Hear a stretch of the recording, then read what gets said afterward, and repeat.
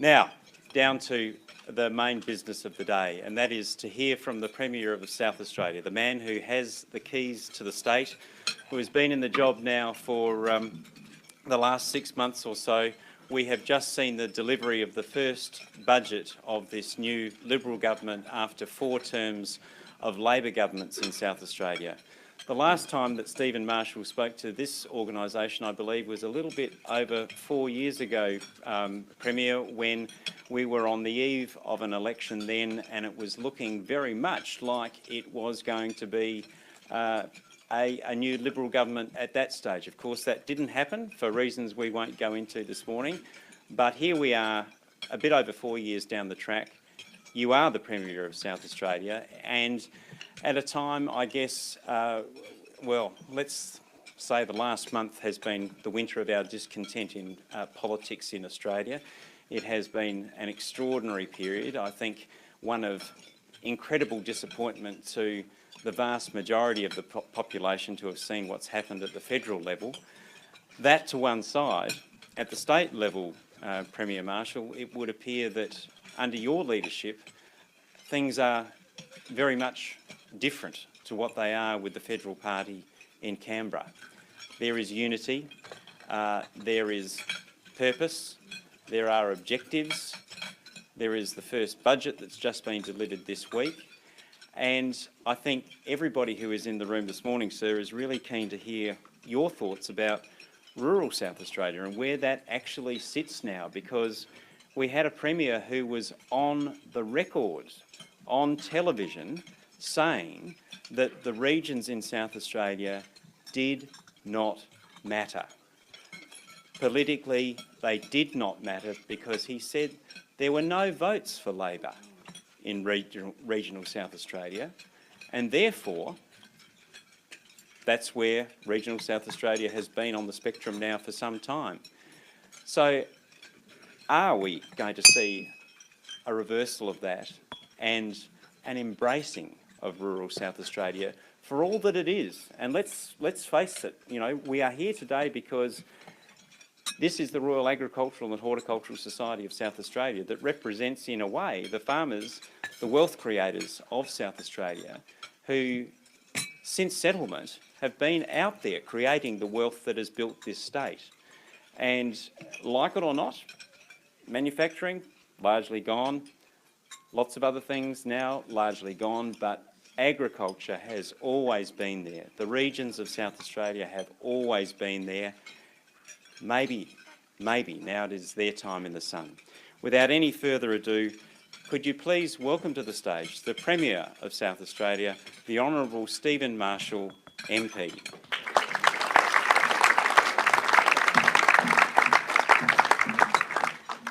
Well, the regions do matter, but can I just say the previous Premier was right. There are often no votes, no marginal seat swinging votes in regional South Australia. And so the previous government made a decision, because there were no marginal seat swinging votes in regional South Australia, not to put any effort in. But let me just say this, there is never any excuse not to back every single person in South Australia, whether they be in metropolitan Adelaide or whether they be in regional, rural or remote South Australia. The role of the government is to back and look after every single person in this state, not just those people who are living in marginal metropolitan seats. And that will be a focus of what I do in government. And let me tell you, the Labor members, when I went to Whyalla recently, and let me tell you, Giles is not a seat that the Liberal Party has held many years. In fact, I'm not sure that we've ever held the seat of Giles in Whyalla. And I know that some of the Labor members were quite amazed that we were putting $100 million into a brand new school. We want to create the very best school in South Australia in Whyalla, because the educational outcomes in Whyalla are amongst the worst in the state. And so we want to make a real change. The Labor members were incredulous that we would do this because there are no votes whatsoever. In fact, Lynn Brewer, the former member for Giles, said, "Give me a form to join the Liberal Party." I don't think she's joined up yet, but I just make the point, we've got to get to a situation where government are making decisions based upon what is in the best interests of this state, not just where those votes are. And that's exactly and precisely what we'll do. We've demonstrated that already with our decision to electrify the Gawler line. Again, this is not an area which goes through Liberal seats. We've made the decision with the Whyalla, and we will continue to make decisions the entire life of this government in the best interests of all South Australians. First of all, can I acknowledge the MPs who are here in the room with us today. Tim Whetstone, the Minister for Primary Industries and Regional Development, Dan Van Holst-Pellekaan, the Minister for Mining and Energy, the Honourable John Dawkins, and also Adrian Pederick, our Whip. And that's just because I've looked around the room. I don't know whether I've seen everybody. Sorry, somebody else is waving to me. Oh, Peter Treloar. So there's nothing written on this street. I'm going to have to sack somebody in the office. But so it's not that I was ignoring you, Peter, my very, very good friend, but I just didn't have it on the list and I hadn't seen you yet. Oh, and David Basham's here. God, we're going to have a party room meeting. Well, could I also acknowledge Lee Radford? He's in his first year of the 32-year term that he's going to have to try and knock off Ian Doyle. Dale Manson, of course, the Vice President and life member of Rural Media. Members of Rural Media, can I also acknowledge, of course, the President of the Royal Agriculture and Horticultural Society here in South Australia, Rob Hunt, John, of course, who's doing a fantastic job, and Will Rayner from Rural Bank, our wonderful sponsors for today. Ladies and gentlemen, thank you very much for inviting me along to your annual Royal Show breakfast. It's good to meet up again with an organisation dedicated to the interests of rural, regional and remote South Australia. Well, I want to talk in the main this morning about what our budget does for our regions in this state. Let me first raise an issue of more immediate concern for everybody with interests in rural matters across our country. And of course, I refer to the drought. It was pleasing to see that our new Prime Minister, Scott Morrison, in his first public statement as the Prime Minister, signalled drought as his #1 priority. While South Australia has so far avoided the worst of the big dry that has hit northern New South Wales and Queensland in particular, my government has not been complacent. We're conscious that the next month will be critical in determining how the season ends and whether there will be adequate pasture growth for livestock producers throughout the summer. As it is, the Upper Eyre Peninsula and Murray-Mallee and pastoral areas of the state are experiencing very difficult times as they continue to encounter extremely dry conditions. The latest Bureau of Meteorology seasonal data shows that South Australia experienced its driest July since 1999. For some of the worst affected areas, the lack of crop and pasture growth has led to soil erosion. Accordingly, it is important that government works with industry and support agencies in anticipation of needs arising in the event of further deterioration in dry seasonal conditions. I want to absolutely 100% assure our farming communities that government agencies are monitoring the season closely so that we can be ready to respond. In July, our fantastic Primary Industries and Regional Development Minister Tim Whetstone established a dry conditions working group, including representatives of Primary Producers SA, Grain Producers SA, Livestock SA and Rural Business Support. This group will continue to monitor and plan in the event of insufficient rains in the coming weeks. This group is working closely with government officials and the Bureau of Meteorology in the exchange of information and preparation for further action should it be needed. While circumstances are very challenging for some parts of our state right now, many of our farmers are prepared for these dry conditions and have the necessary plans in place to manage their business and their livestock. It's pleasing to note that the good planning and resilience is becoming part of the stories that you in this room are reporting on. For those farmers in need of assistance, the state government contributes funds to Rural Business Support for its rural counselling service. We've also announced that, like the federal government, we will extend our funding to enable Rural Business Support to continue providing this invaluable financial counselling and planning service out to June 2020.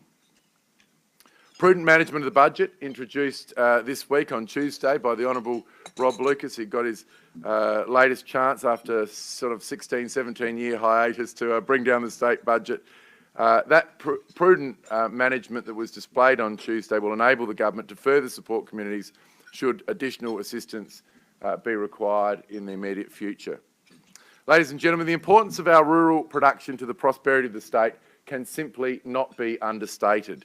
This is the one week of the year when South Australians are absolutely reminded of this, reminded that 1 in 4 South Australians live in our regions, that our regions contribute over $25 billion per year to our gross state product and produce more than 50% of our merchandise exports sent to more than 100 countries. Informing our largest export sector, our agriculture, food, wine and forestry industries support the jobs of around 150,000 South Australians. They are the largest employers in our regions. Our primary industries and agribusiness directly generate $15.8 billion in revenue. $15.8 billion worth of revenue to this state in the 16-17 financial year. This includes final sales from all primary production and associated processing. And when we include the value of retail food sales, in total this means around $22.5 billion in revenue to the South Australian economy. In Show Week, we are surrounded by fine examples of South Australian livestock, food and wine. The Royal Agricultural and Horticultural Society of South Australia is to be once again congratulated for putting on an absolutely fantastic Show Week. But we must not ignore the deeper meaning of what is on display when we walk around the Royal Show, the hard work of our farmers, their persistence and ingenuity in the face of elements over which they have absolutely no control, their preparedness to do all they can themselves to manage dry seasonal conditions. Ladies and gentlemen, all South Australians must recognise that thriving regions are crucial to our future prosperity as a state. It's important that through the annual Royal Adelaide Show, as well as country shows and field days, South Australians continue to understand what our agricultural production means, including challenges as well as the opportunities. The importance of our government, that our government attaches to agriculture in the regions was reflected in our election policy commitments. We meant what we said when we went to the election, and I'm very proud to say that our first budget, which was brought down on Tuesday, put all of those commitments into place. Over the next 5 years alone, $773 million of additional money will be provided to support regional initiatives. These initiatives include a regional roads and infrastructure fund. Now, this fund has been established with 30% of mining royalties to be paid into it. Over the next 4 years, this fund will receive $315 million. This dedicated stream of funding will maintain and improve the performance of regional and remote transport networks. We've been working constructively with the Commonwealth Government to bring forward funding for the Joy Belush AM Bridge at Port Augusta, with $200 million to be spent over 4 years, while funding $88.5 million over 3 years will be provided for an overpass at the intersection of the Copper Coast and Augusta highways at Port Wakefield. The road through Port Wakefield will also be widened from 2 lanes to 4 lanes. In the southeast, $14.6 million will be provided over 2 years to complete the Penola bypass. Long pushed down the track, in fact I think completely rejected finally by the previous government. We've also established a regional growth fund of $150 million over the next 10 years. This growth fund will unlock new economic activity to create direct benefit across regional industries and strengthen regional communities by backing projects providing industry and community-wide benefits. This year, the fund will provide up to $5 million for competitive grants and $10 million for strategic growth projects. We'll also be providing ongoing support for our RDA boards. We'll provide $12 million over the next 4 years to enter into longer-term agreements with Regional Development Australia boards. These boards comprise, of course, representatives from business, from government and community groups, and support regional economic development and regional businesses. This arrangement will enhance collaboration between the RDAs, encouraging them to undertake work on a wider range of cross-regional issues, economic development projects, and just generally supporting our regions. Additionally, we will provide $192 million over 10 years for country health services. Nearly every time when I'm out in the regions, people say to me, one of our most critical issues is making sure that we improve health services right across our state, not just in metropolitan Adelaide. So additional resources have been provided for country health services, new and upgraded infrastructure, and also aged care services. Our investment in regional health include $140 million over 10 years to address the massive backlog in terms of capital works required in our country hospitals, $20 million over 4 years for development and implementation of a very important rural health workforce strategy to address the shortage of health practitioners in rural areas, $12 million over 4 years to develop and in fact double the amount of chemotherapy services provided in regional South Australia, enabling patients to receive treatment closer to home, $8.7 million over 4 years to upgrade facilities and expand services at a number of our very important regional hospitals, including Ardrossan, Mount Barker, Yorktown, and the Murray Bridge Soldiers Memorial Hospital, and $8.5 million over 3 years to build a new 24-bed aged care facility at Strathalbyn, $2.1 million over 2 years to expand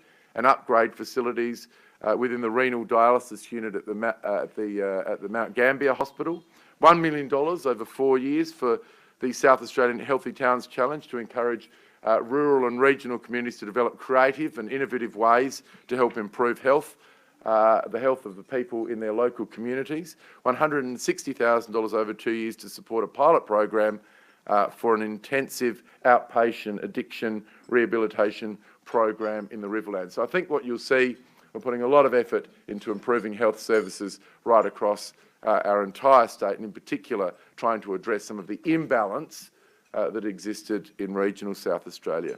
We've also announced some fairly major commitments in terms of education. We'll invest $100 million to establish a new Year 7 to Year 12 public secondary school for 1,500 students at Whyalla, which I referred to earlier. We're very, very proud of that commitment. This new school will open in 2022. In total, we'll invest $194.7 million in the regions over 4 years to modernise our education facilities. So that's the amount of money which is going in the budget to capital improvements to our schools across regional South Australia. In addition, our literacy guarantee to improve literacy and numeracy outcomes will roll out across all regional schools. I want to just briefly address mobile phone black spots. $10 million will be provided over 3 years to address black spots across the state and improve connectivity for regional businesses and communities. This fund will enable the government to work with the Commonwealth and also telecommunication companies to deliver new and upgraded digital solutions to address black spots in regional and remote South Australia. There are, of course, many other initiatives in our budget that will provide benefits across all communities and all industry sectors, metropolitan as well as non-metropolitan. These include the largest tax reduction strategy or profile in our state's history through cuts to the emergency services levy, payroll tax and land taxes over the next 4 years. We're also capping NRM levies from the 1st of July next year and changing the way that our natural resources are managed. And we'll have more to say about that later in the year. Across South Australia, $184 million will be spent over the next 4 years to improve energy market reliability and make electricity bills more affordable for households and businesses in this state. This will include more than $53 million in regional South Australia. More than $200 million of joint state-federal support will be provided to create an additional 20,800 new apprenticeships and traineeships here in this state. This is a project, this is a policy commitment that we are extraordinarily proud of. We're also boosting government support for tourism and our exporters, which is important for our regions. There'll be an additional $10 million for tourism marketing and $12.8 million over 4 years to establish new South Australian trade offices, which will be put in place in the United States, in Japan, in Malaysia and the UAE. And we're also going to beef up our presence in China. This budget backs up the strong plan for real change that we announced at the election, with a strong budget to deliver on, as I said, every single one of the commitments that we took to the election. It will create more jobs, lower household and business costs, and provide better services for all South Australians. In addition to the budget, a range of other initiatives to support people living in our regions and primary producers has already been put in place. Legislation came into effect this week to require mandatory farm debt mediation to provide our farmers with improved protection and financial security. We're waiving stamp duties charged on multi-peril crop insurance policies to enable our farmers to manage risks, plant more crops and target higher yields. While we've also provided funding for wild dog trappers and one of the biggest coordinated baiting programs ever undertaken in South Australia to protect our $4.7 billion livestock industry. We are undertaking an independent expert review on the merits or otherwise of maintaining the current statewide moratorium on genetically modified food crops. To better protect our horticulture, new biosecurity measures are being introduced to prevent fruit fly, while the launch of our One Biosecurity will help our livestock producers to manage, protect and promote their on-farm biosecurity. Further backing for our food producers will come through annual funding of $1 million to their peak body, Food South Australia. For the wine industry, the $1.8 million industry development scheme will support projects adding economic value and improved productivity. Water security for our primary producers is a priority of the new government. The first 10 kilometres of the Northern Adelaide Irrigation Scheme transfer pipeline has been laid since March of this year. This is about a third of the overall pipeline's length, and I was very pleased to be joined by Tim Whetstone and our federal colleague Anne Ruston on site to inspect the progress only last month. This $155.6 million initiative will deliver significant improvements and augmentation to our water for primary producers on the Northern Adelaide Plain, and that will definitely improve productivity and that will definitely create more jobs. Implementation of the $265 million South Australian River Murray Sustainability Program is nearing successful completion. While South Australia's 40 gigalitre water recovery target for the River Murray is being achieved through the flagship $240 million Irrigation Industry Improvement Program. This program supports projects being delivered on the ground from small family farm businesses to large international scale corporate ventures. My government is also committed to giving greater support to River Murray irrigators in their forward planning. Initiatives like these are being implemented because our regions now have a very strong voice in the South Australian government. 1/3 of the members of my parliamentary team live in regional South Australia, and 4 of them are ministers in the Cabinet. They're ensuring that around the Cabinet table and in the Liberal Party room, whenever key decisions are taken, the needs of our regions are given the priority that they require and, quite frankly, the priority that they deserve but have lacked for such a long time here in South Australia. Now, before I take any questions this morning, I'd like to refer to one other current issue of importance to our regions, and that is the issue of population growth. I've said that South Australia needs to boost its population because we've been lagging behind the rest of Australia for an extended period of time. In fact, it's of course been recently announced that at the next federal election we will lose a seat. South Australia goes from 11 seats down to 10. I said that South Australia needs to do something about this, and this issue is of course something which I think is very important to our regions here in South Australia. For example, we should be using skilled migration to address the very real and growing gaps in specific sectors in rural and regional areas, many of which require relatively low-skilled qualifications and occupations. To be clear, it is absolutely incumbent on us to train and retrain young South Australians and those who are moving between careers. And that's why we've, as I said, committed significant funds in excess of $200 million to additional work in terms of apprenticeships and traineeships, and we've put a reinvestment in our TAFE system of in excess of $100 million just over the next 4 years. But we also definitely need to use skilled migration as a strategic tool to unlock new activities and new opportunities for our regions. I'm continuing discussions with the federal government about a policy response that recognises that we have a two-speed challenge in our country at the moment, with some cities and regions growing massively and others that are stagnant, and of course some others that are going backwards. The current arrangements don't work, and we are on the front foot discussing the opportunities with the federal government. I've spoken this morning about the investment in our regions because my government recognises the importance of regional businesses and our primary industries. Such investments, I think, will pay massive dividends, not only to the regions, but to the overall productivity of our state. Because when we have strong regions in South Australia, quite frankly, I think we have a very strong state.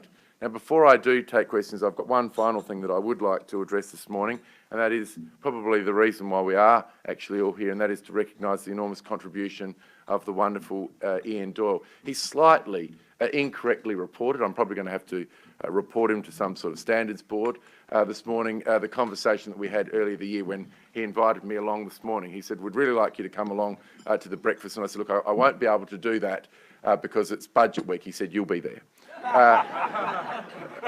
So when Ian Doyle asked me to do something, I do it. And I do it out of absolute respect for a man who has given. The great Robert Menzies said there are two types of people in this world. There are the lifters and there are the leaners. Ian Doyle is a lifter. And 31 years, I mean, can you imagine this enormous contribution, 31 years. I sort of get excited about recognising that I've been the leader in South Australia for the term of 5 Prime Ministers. I can't imagine how many it would be for you. Quite a lot. Look, your passion and your commitment to this industry is extraordinary. 31 years is just fantastic. And it's not just about the length of time served. A lot of people do something for a long period of time, but it's about the quality of that service as well, the contribution, the passion, the genuine interest in advancing the cause of rural media. He's a fantastic guy. He's got a real passion for rural media. He's got a real passion for a whole pile of other interests. Nearly every time I see him, he's got me in a headlock. I know that I'm going to be having to fund all sorts of Ian Doyle personal projects over the life of this government, but I tell you what, I'll be doing it with a great deal of enthusiasm. I will be doing it with a great deal of enthusiasm because Ian is unequivocally somebody who really cares about our state, honouring our history, our fabulous history in South Australia, but always with one eye to the next generation. Ian Doyle, congratulations.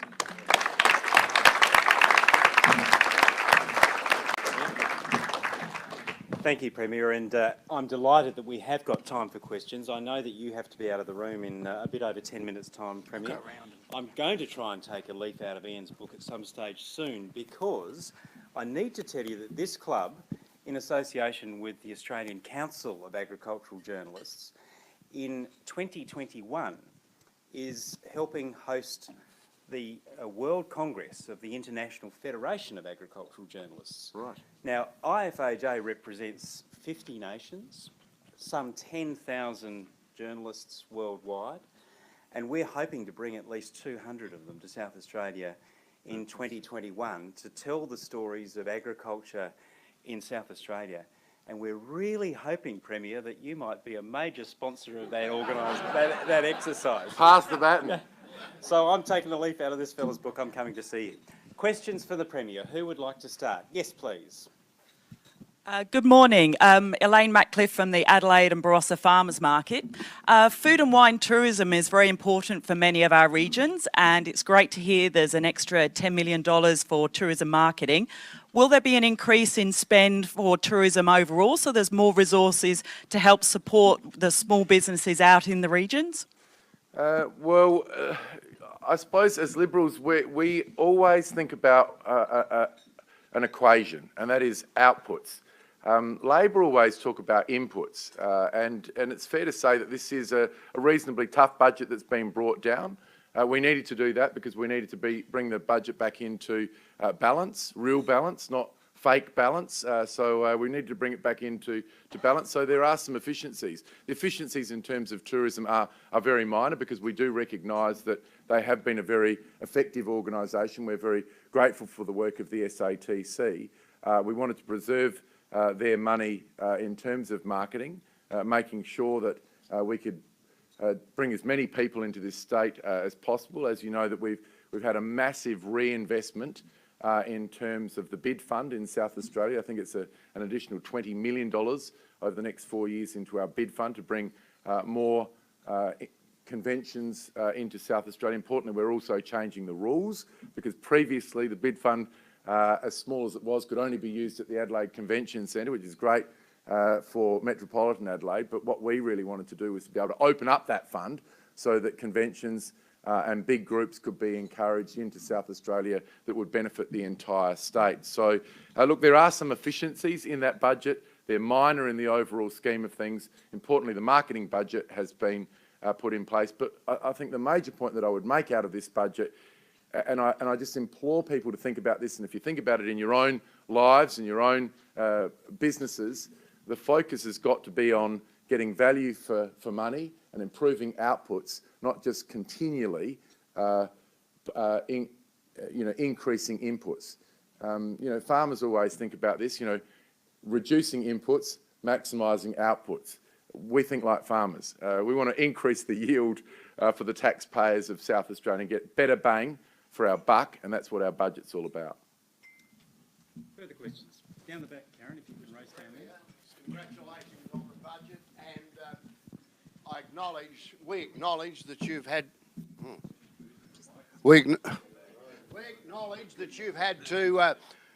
reduce you have reduced many government charges, costs, taxes, and so on. The previous so-called treasurer very astutely took stamp duty off commercial purchases of property in South Australia. He forgot there was a farming sector. Would there be any chance in the future that stamp duty for purchase could come off farms, rural properties, allowing the purchasers to perhaps invest further in improving their properties and output? Thank you. Thanks, Bernie. Look, you're right. The final tranche of stamp duty removal on commercial properties came off on the 1st of July this year under the new Liberal government. Your question, for those of you who didn't hear it, was whether or not there could be some changes to the stamp duty arrangements for other businesses and in particular regional properties. Look, I would love to remove every single solitary tax in South Australia. There's no doubt about that. I'm leading a low taxing government, and that's why we need to be very prudent with how we actually spend taxpayers' dollars, because we know that every time we put an impost on the people of South Australia, it creates that encumbrance on how they live their lives, and we don't believe in that as Liberals. But we don't have any plans at the moment to do that. But one of the things that I have committed to doing is to growing the economy as quickly as we can. As we grow the economy, we increase revenue into our state, and as we do that, we'll look at other opportunities to reduce that tax burden. Can I just say, though, we have already passed through a massive reduction for families and businesses in South Australia with our massive reduction in the emergency services levy hit to the people of South Australia, $90 million this year, $360 million that's going back into the economy over the next 4 years. And importantly, especially for regional South Australia, from the 1st of January next year, we wipe out all payroll tax on small business. I mean, if you've got a business with a payroll of up to $1.5 million, you'll pay not a cent of payroll tax here in South Australia. This is by far and away the highest threshold in the country. The threshold prior to the 1st of January this year is 600,000. We're taking it from 600,000 to $1.5 million, and that will provide real relief. And we want to provide further tax relief when the budget allows for it. Other questions? Premier, I have a quick one in relation to the regions, and you talked about how differently your government views the regions. In Western Australia, they have a wonderful mechanism for putting real money behind those sentiments with a royalties for regions scheme. Would you contemplate or consider something like that at some point that really does say it in very definitive terms to regional South Australia, here's the money, we love you? Well, the budget provides a 30% royalties for regions contribution in the budget that we've just brought down. So we take 30% of all mining royalties in South Australia, put it into a fund to sort of be dedicated, if you like, for regional roads and infrastructure. But that, you know, that is only just part of the story, is that regional roads and infrastructure. Because as I said, when I'm going around regional South Australia, I did 26 regional trips last year because I love the regions. In fact, I've got a hashtag, Regions Matter. So when I'm going around, people say, look, there are many things which are important. Roads is critical. Mobile phone black spots are critical. Regional health is critical. But I suppose the number one thing is people in regional South Australia want to be heard. They just feel like they've been completely and utterly ignored. And that's one of the reasons why we're putting health boards back in place across regional South Australia. We're not making decisions regarding health in this state in the centre of the city. We're putting 6 regional health boards back in place in South Australia so that regions can have a say in the services that they receive, because we believe people from the country, my mother's from the country, very practical people, certainly my mother is, that's for sure. You know, they will look after, and they'll be great custodians for those health resources and facilities that we've got in South Australia. And the great thing about people in regional South Australia is if they get something wrong, they'll fix it. They won't try and cover it up. They won't try and sort of tell people that they're right or reinvest in it to try and to sort of reinforce that they were right in the first place, like we've seen with Transforming Health. The reality is regional boards will be great for prioritising services around what communities want across regional South Australia. We think it's a great policy and we're really, really looking forward to rolling it out.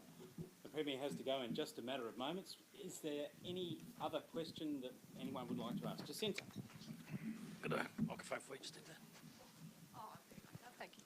I'm Jacinta from the Stock Journal. Thank you so much for speaking to us, Premier. It's fantastic to have you here. My question is about the Emergency Services Levy. Yes. I think the reduction is probably one of the most welcome measures in the budget for farmers.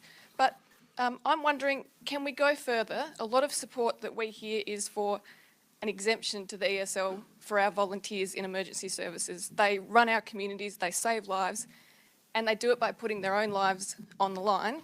Any chance that you would consider an exemption for them? Look, it's a really good question, and it's one that we've had, and it's one that we've really considered, and we've taken some soundings on it. I honour any single volunteer in regional South Australia that works with the CFS, with the SES, all of our volunteers, quite frankly. We couldn't operate as a state without our wonderful volunteers, and that's one of the reasons why we removed the charge to get the check that's required to be a volunteer in South Australia. We just completely wiped it out in South Australia. But they do want volunteers to be motivated altruistically, not just to avoid the ESL charge. And they've got a great dedicated group, but they worry about what would happen to the volunteer base if all of a sudden there was a financial incentive, given there might be an influx of people, but they might not have the same motivation. And so we've taken that on board. But what we've done instead is to put a massive reinvestment into our facilities. I think $5 million for the CFS alone in the budget, which has been brought down, and we'll continue to do that. As the budget repair continues in South Australia, we will reinvest again and again to support our volunteers across regional South Australia. So I hope that answers it. I know what you're saying, and it makes a lot of sense, but there's just these perverse outcomes that we've considered, and the Cabinet made that decision. So. Now, we've had the nod, Premier. I understand that you have to go, sir, but before you do, I'm not sure what you give the man who's got the keys to South Australia that you don't already have, but when in doubt, wine always works. So on behalf of Rural Media South Australia, thank you so much for being our special guest for the Rural Bank Royal Show Breakfast for 2018. It's been a delight to hear from you. It's been really encouraging to hear your words about regional South Australia and your support and enthusiasm for them, and just to have you here, sir. So thank you for making yourself available on a busy morning in a busy week, and please accept this as our token of esteem. Thank you very much. Thank you very much.